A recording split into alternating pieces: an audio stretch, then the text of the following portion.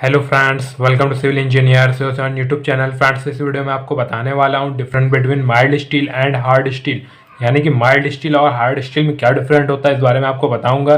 तो friends, video शुरू करने से पहले इस वीडियो को लाइक कर दिएगा, चैनल पर ना तो हमारे चैनल को सब्सक्राइब कर दीजिए, जिससे कि हर एक वीडियो की नोटिफिकेशन आपको मिलती रहे। तो फ्रेंड्स, आता अपने मैं टॉपिक की और different between mild steel and hard steel. तो फ्रेंड्स, इस साइड मैंने माइल्ड स्टील के बारे में लिखा हुआ, इस साइड हार्ड स्टील के बारे में। ठीक है, तो पॉइंट नंबर 1 है क्या, कंटेन 0.08 टू 0.35% कार्बन, यानी कि माइल्ड स्टील में जो कार्बन का परसेंटेज होता है, यानी कार्बन जो इसके अंदर मिला होता है वो 0.08 से 0.35 यानी कि 0.35% तक इसके अंदर कार्बन होता है। ठीक है, इसमें शामिल होता है।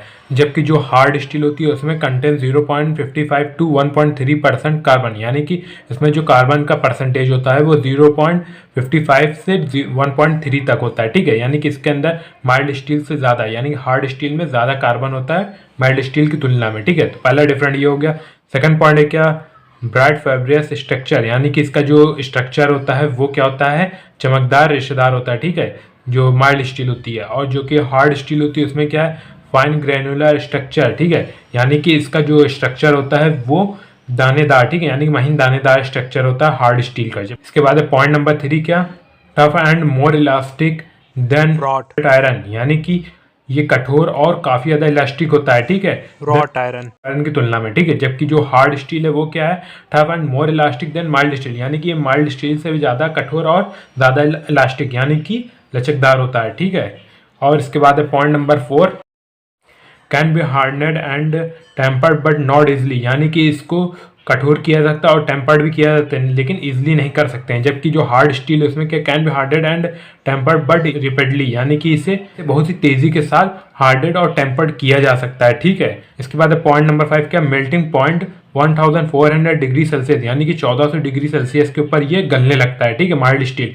जबकि जो हमारा हार्ड स्टील है वो कितना है, मेल्टिंग पॉइंट 1300 डिग्री सेल्सियस, यानी कि 1300 डिग्री सेल्सियस पे हार्ड स्टील जो हमारा होता है वो पिघलने लगता है। ठीक है, इसका गलनांक होता है मेल्टिंग पॉइंट। के बाद है पॉइंट नंबर 6 क्या, रस्ट रेडली, यानी कि इसके अंदर जो रस्ट लगता है यानी जंग लगता है वो धीमे धीमे लगता है। ठीक है, जबकि जो हमारी हार्ड स्टील में रस्ट रैपिडली, यानी कि बहुत ही तेजी के साथ इसमें जंग लगता है। ठीक है, तो हार्ड स्टील में जो जंग लगता है बहुत ही तेजी से लगता है, जबकि माइल्ड स्टील में जंग आराम से लगता है, यानी धीमे धीमे लगता है। ठीक है, इसके बाद है पॉइंट नंबर 7 क्या, not much affected by salty water, यानी कि साल्टी वाटर के इसके ऊपर कोई असर नहीं होता, ज़्यादा असर नहीं पड़ता। ठीक है, और इसके बाद जो ये हमारा हार्ड स्टील है उसमें भी not much affected by salty water, यानी कि साल्टी वाटर से इसके ऊपर कोई इफेक्ट नहीं पड़ता, ये दोनों ही सेम है।